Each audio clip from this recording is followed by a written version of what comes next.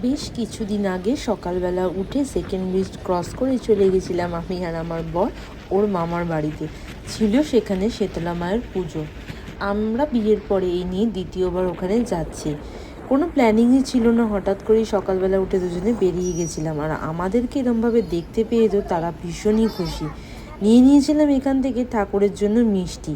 তবে সবার বাড়ির জন্য মিষ্টি কিন্তু আবার পরে আরেকটা অন্য দোকানে গেছিলাম নিতে। এখানে দেখো মানে পুরো একদম কিন্তু গ্রাম যেটাকে বলা যায়। আর গ্রামের পুজো যে কীরকম হয় সেটা আমি আগের বছর এসে ভালোই টের পেয়েছি। এখন তো পুরো ফাঁকাতেই তোমাদের সাথে পুরোটাই শেয়ার করতে পারছি, কিন্তু একটু পরে এখানে এতটাই ভিড় হয়ে যাবে যে দাঁড়াবার মতো জায়গা থাকবে না। তো প্রচণ্ড ভিড়। প্রথমেই আমরা ব্যাগ রেখে ওর মামার বাড়ি থেকে চলে এসেছিলাম সোজা একদমই ঠাকুরের মন্দিরে। মানে এখানে যেন তো কোনো মূর্তি পুজো হয় না, এখানে শুধু মায়ের ঘটের পুজো হয়।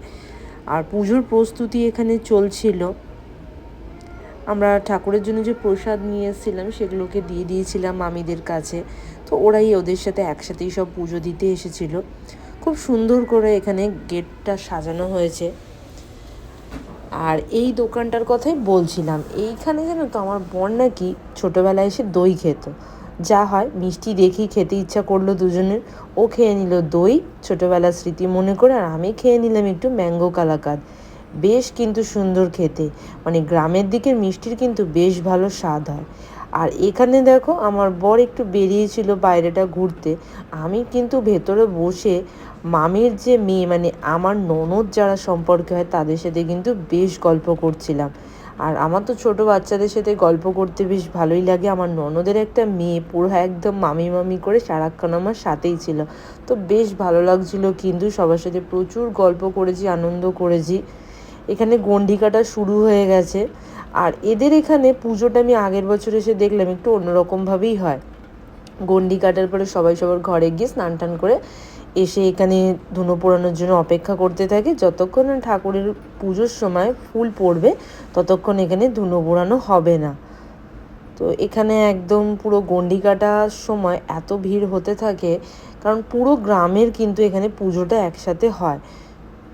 মামিদের বাড়ি দেখো একদম রাস্তার ওপরই, মানে দাঁড়িয়ে দাঁড়িয়ে কিন্তু আমি এখানে পুরো মেলাটা দেখতে পাচ্ছি।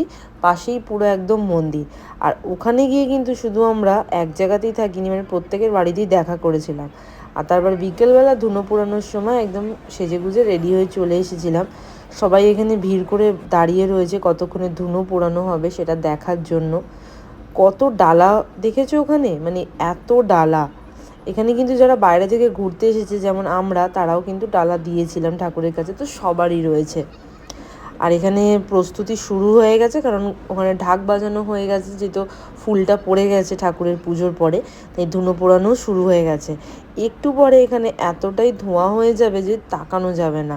তোমরা দেখতেই পাবে পুরো ভিডিওটা যখন আস্তে আস্তে এগোবে। আর ওপরে জানো তো ড্রোন ক্যামেরা দিয়ে পুরো ওপর থেকে ক্যাপচার করা হচ্ছিল। আমি আগের বছরে এসে সেই জিনিসটা দেখেছিলাম। ওই দেখো কি সুন্দর লাগছে, দারুণ লাগছিলো জানো তো। মানে আমি যখন ভয়েস ড্রাপ করছিলাম আমার সেই সময়গুলো আমার মনে পড়ে যাচ্ছিলো। প্রচণ্ড ভালো লাগছিলো। আর একটা কথা তোমাদের বলছি, এই যে ধুনোটা পোড়ানো হচ্ছে না, এর জন্য কিন্তু কোনো তাপ লাগছিল না। যতই কাছে দাঁড়িয়েছিলাম না কেন কোনো তাপ লাগছিল না। এখানে কিন্তু আমার যে হাজব্যান্ডের মামা মামি তারাও কিন্তু এখানে করেছিল ধুনো পোড়ানোটা। ভিড়ের মধ্যে তোমাদেরকে দেখালে বুঝতে পারবো না, সামনেই বসে রয়েছে।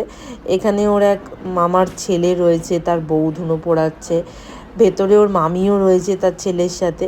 ভেতরে তো আমরা একদমই ঢুকতে পারিনি, কারণ প্রচণ্ড ধোঁয়া ছিল ভেতরটাতে। আমরা বাইরেটাতেই দাঁড়িয়ে এখানে ভিডিও করছিলাম। তাতেই দেখো এখানে কত ভিড়। ওই যে আমার বর আবার ওইটুকুনিতে একটু হাতটাও নাড়িয়ে দিল। দেখতেই পাচ্ছ আস্তে আস্তে কতটা ধোঁয়া হয়ে যাচ্ছে। পুরো যেন আকাশটা একটা কেমন একটা একটা কীরকম ধোঁয়ায় একটা লালচে আভা সৃষ্টি হচ্ছিলো। খুব সুন্দর লাগছিলো জানো তো দেখতে। সত্যি গ্রামের পুজো একটা অন্যরকমই হয়। মানে আমাদের এখানে শহরের পুজো যেরকম একটা ছোট ছোট জায়গা নিয়ে হয়, অল্প অল্প লোক থাকে। আমি বলছি না যে অল্প লোক মানে একদমই অল্প, আমাদেরও প্রচুর লোকজন থাকে, কিন্তু এখানে আবার ভীষণই পরিমাণে লোকজন থাকে।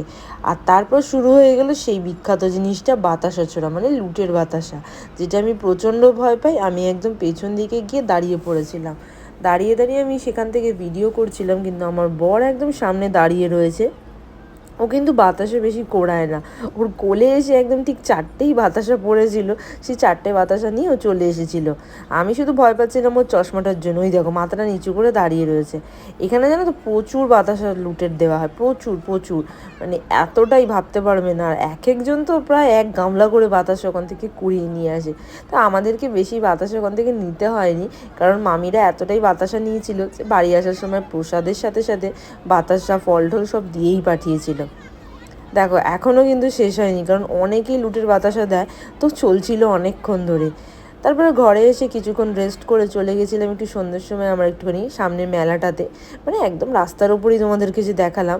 ও একটু ওর বোনকে নিয়ে চলে এসেছিলো এখানে একটু ফুচকা খেতে। আমার বর তো জানোই যেখানেই যাবে ফুচকা খাবেই, প্রচণ্ড ফুচকা খেতে ভালোবাসে, দীঘা পুরী থেকে শুরু করে, আর মামার বাড়িতে এসে তো খাবেই। এই দোকানটা আবার ওর চেনা, মানে ছোটোবেলায় এসে এনার কাছ থেকে ফুচকা খেতে, তাই এখানেই ভিড়ের মধ্যে দাঁড়িয়ে ফুচকা খেয়ে নিল। তারপর সবাইকে টাটা করে ব্যাগপত্র নিয়ে বেরিয়ে পড়লাম। আর এই প্রথমবার আমরা হাই রোড দিয়ে রাত্রিবেলা জার্নি করছি। ভীষণ একটা দারুণ এক্সাইটেড ছিলাম আমরা, কারণ প্রথমবার এরকম অন্ধকার দিয়ে যাব। একটা চিন্তা ছিল যে হাই রোডে শুনেছিলাম আলোটা কম থাকে, অসুবিধা হবে কি না, কিন্তু দেখলাম বেশ ভালো লাগছে। তবে ফেরার পথে একটুখানি হালকা ঝড় মতো হচ্ছিল, তবে তাতে অসুবিধা হয়নি, আমরা চলে আসতে পেরেছিলাম। এখন কিন্তু আমরা অনেকটাই এসে গেছি, মানে পুরো কলকাতাতেই বলা যায়। সেকেন্ড ব্রিজটা ক্রস করছি, আর হঠাৎ করে সামনে থেকে দেখতে পেলাম সুন্দর ভিক্টোরিয়াটা দেখা যাচ্ছে। আমি জানি না, যতটা পেরেছি তোমাদের সাথে শেয়ার করলাম, আমার কিন্তু বেশ লাগছিল। দেখো দূরে ওই যে আমাদের ভিক্টোরিয়াটা জ্বলজ্বল করছে। তো ঢুকে গেছি আমরা কলকাতাতে। এখানেই আমাদের আজকে ঘোরার ভিডিওটা শেষ হলো। ভালো লাগলে অবশ্যই লাইক কমেন্ট শেয়ার করবে। দেখা হবে তোমাদের সাথে আবার নেক্সট ভিডিওতে।